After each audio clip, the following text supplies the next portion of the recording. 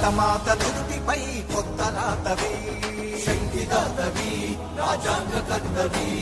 నువ్వు కన్న స్వప్నం సమానతే కదా, సమస్త జనులకి చరిత్ర నీ కదా. భరతమాత నుదుటిపై కొత్త రాతవి, నువ్వు కన్న స్వప్నం సమానతే కదా. నీ కలమే మా బలమై అవతరించనే, నువ్వు పలుకు మాట పతిని భీమగర్జనే.